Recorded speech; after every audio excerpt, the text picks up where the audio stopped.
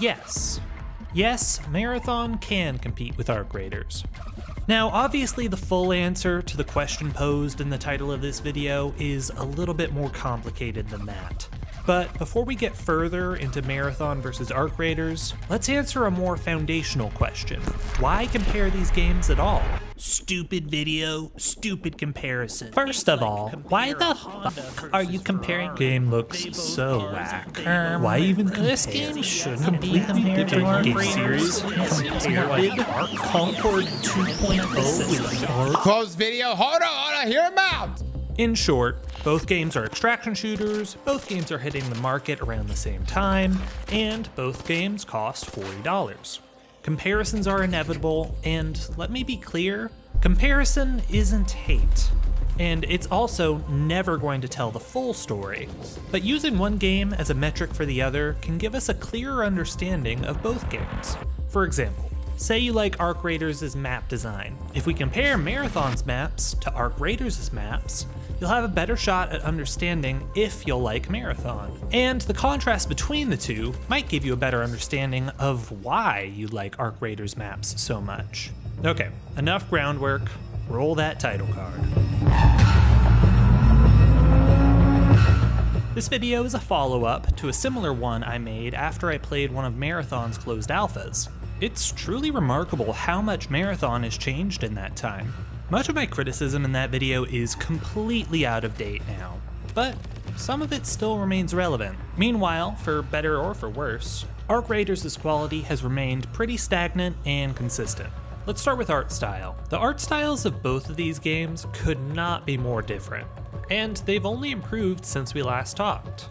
Arc Raiders' retro-futuristic outfits, serene natural environments, and arachnophobia-triggering enemy designs are still a joy to behold. And Marathon's unique art has gotten an incredible facelift since the alpha. Lighting has improved, the environments feel more tangible and gritty. There really is nothing quite like it. Things were looking a bit rough in the alpha, but the 1.0 release really does capture the look of Marathon's fantastic reveal trailer.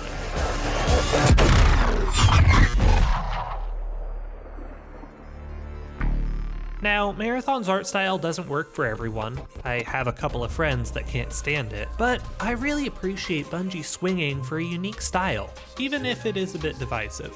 Now, let's talk about something that Marathon does better than Arc Raiders: quests, contracts, and lore. Arc Raiders' quests are just kinda there. They aren't awful, but they're mostly just tutorials or they're uninteresting. Here's an example. Go investigate this fallen overpass. What happened to it? An arc, you say? Yeah, they tend to do that. The gunsmith isn't helping out enough, even though she's been giving out quests and rewards all game. Convince her to help us more by looking at this rocket engine. Meanwhile, the average Marathon quest line is like, hijack a faster-than-light communications array that the space cops are defending. We're gonna use it to give megacorps, terrorists, and death cults access to your neural partition. Those examples are cherry-picked a bit, but generally, Marathon's contracts have a lot more story and intrigue behind them than Arc Raiders does. And that just goes for the lore in general. Arc Raiders does have an interesting universe to it, but it's far more generic and familiar than what we're getting with Marathon. Look, all I'm saying is we're not getting long "my name is Bife" lore breakdowns for Arc Raiders like we are for Marathon. That being said, plenty of people don't care about the lore at all, so none of this will sway them from one game to the other at all. But there is no denying that Marathon's world building has a gravitational pull that really grabs people. Okay, now let's swing the pendulum the other way. Social systems. Arc Raiders does this better, and it's not even that close.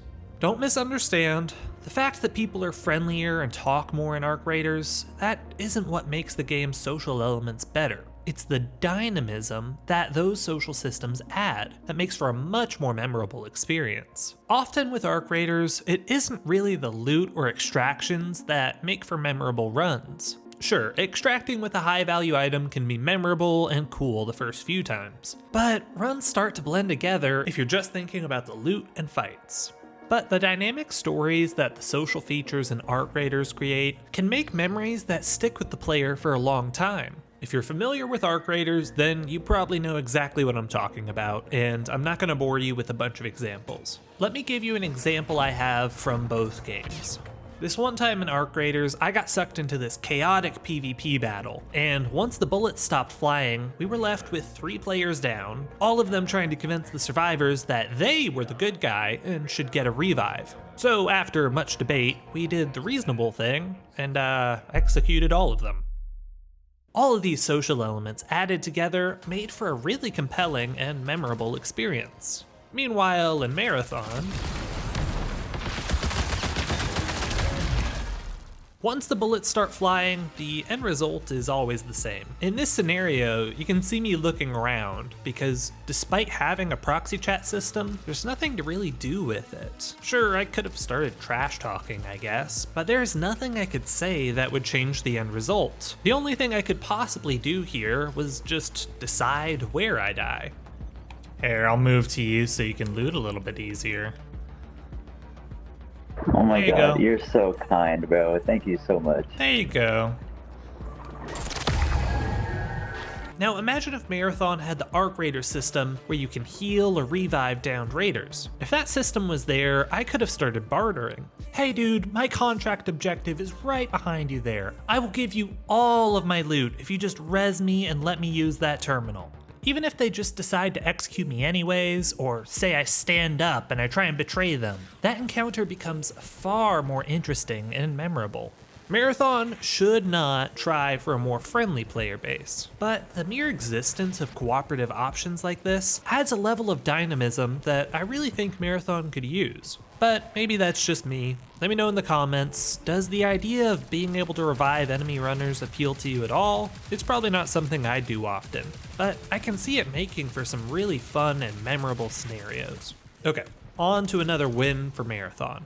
This will be a little bit more subjective than the other topics I've gone through so far, but I think it's fair to say that PvP players will probably have a better time in Marathon. There's definitely fun to be had in Arc Raiders' PvP, but its third-person camera tends to lead to some cheesy strategies that hardcore PvP players may find a little annoying. On top of that, being a PvP player in Arc Raiders actually has a little bit of a social stigma to it. Killing other raiders kinda labels you as a villain in a lot of people's eyes, which might be a positive feature or a negative one, depending on the kind of player that you are. Meanwhile in Marathon, shooting first is the norm. You're not a villain when you kill another runner, you're the victor. Bungie is the king of satisfying PvP gunplay. Old school Halo multiplayer and its gunplay are nothing short of legendary, and Destiny's Crucible has some diehard fans as well. If you're a fan of either of those experiences, Marathon has something for you. Okay, now for PvE. I don't think there's really a definitive winner here when it comes to PvE encounters in either game. Arc Raiders' enemies are incredibly diverse, mechanically complex, and often are just straight up terrifying. Even some of the more common enemies on the map can feel like a boss fight if you go into a raid unprepared. Meanwhile in Marathon, PvE enemies are far more numerous, and every single one of them can be deadly. Arc Raiders has it beat in terms of enemy design variety, but Marathon's UESC never get boring to fight. Plus, plenty of people just prefer humanoid enemies with guns. If PvE is your #1 priority when it comes to an extraction shooter, I'd probably recommend Arc Raiders, but that's not even for the PvE design. It's just because in Arc Raiders, you're far less likely to have your PvE interrupted by PvP ambushers in comparison with Marathon. Once again, no clear winner here, they're just different, so it's hard to compare. Now, let's talk about something that Arc Raiders does well that I believe is Marathon's #1 flaw. Customization. I called this out in my last video too, but in that video, I made a pretty big mistake with it. Last time, I implied that people probably won't be interested in cosmetics because it's first person only and you don't see your character model as much. My reasoning was incredibly flawed. People buy weapon skins and character skins in FPS games all the time. Apex Legends, The Finals, Call of Duty, there are dozens of examples. I was wrong, plain and simple. But Marathon's customization still has a problem. These are all just boring recolors. This is so incredibly dry, especially when you compare it side by side with Arc Raiders. There's way more variety in skin designs. Every outfit has multiple color schemes, and they're all modular, so you can add and remove different pieces to suit your taste. Now, Arc Raiders' customization is far from perfect, but it blows Marathon out of the water. Okay, another example. Let's compare Marathon's customization to another game. So there's this small indie title that some of you might not have heard of. It's called Destiny 2. Destiny is a game that demonstrates compelling character customization. Bungie, you already know that fashion is the endgame for a lot of players. You've done it well before and recently. The reason I'm going on and on about this is that compelling cosmetics and customization is even more important for Marathon than it is in Destiny or Arc Raiders. That's because cosmetics, title cards, weapon skins, these are the only permanent unlocks you can get in Marathon. In Arc Raiders, you can collect your favorite weapons, upgrade your crafting benches, all that sort of thing, and it will never go away unless you opt into an expedition that will wipe all of it.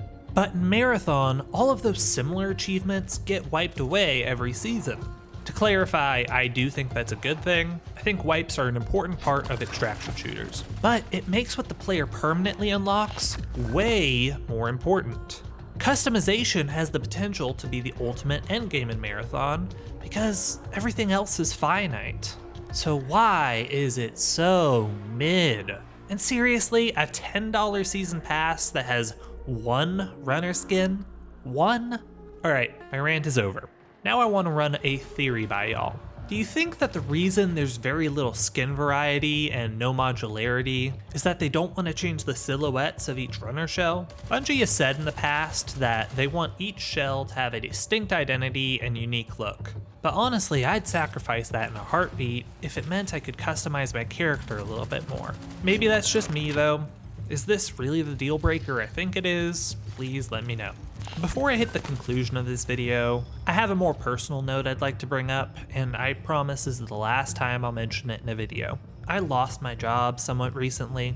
I'm not in a super desperate financial situation, but I'm hoping to turn this channel into another source of income for myself, and every little bit of support helps. Hitting like, subscribe, and using YouTube's new hype feature helps small channels like mine grow. The hype feature is only for small channels and it's only on mobile. You have to swipe right on the comment section. Alright, let's finish this out. My thesis in the last video was, Marathon cannot try to compete with Arc Raiders. Its only chance is to pivot further into its own unique direction. And I think Bungie has met that goal. Marathon has come a long way since that alpha. And despite Marathon and Arc Raiders living in the same genre and having some overlap in their audiences, Bungie has developed a game distinct enough from its competition that I think there's a bright future ahead of it. So yes, Marathon can compete with Arc Raiders. And that's so exciting. Competition doesn't mean that the games can't coexist, and competition has the potential to bring out the best in both games. In conclusion, you should play Arc Raiders. Or you should play Marathon, or you should play both, or you could play neither. Neither game has universal appeal, one or both of them might not be for you. Neither is inherently better than the other in any category, and that's fantastic. Games are art, and art is subjective. Play what feels right to you. Real quick, if you're a Bungie fan, and like me, have never played the original Halo games, I've got a video for you. It's great for someone who's never played Halo Combat Evolved, since it goes through the entire story, including its book. And it's an interesting watch for Halo fans who want to see a new player try the original Halo 25 years after its original release. It's my favorite video I've ever made. I'm really proud of it. Please give it a watch if you're interested. Thanks for watching. I'm gonna go hop back on Marathon now. Hopefully, I'll see you again soon.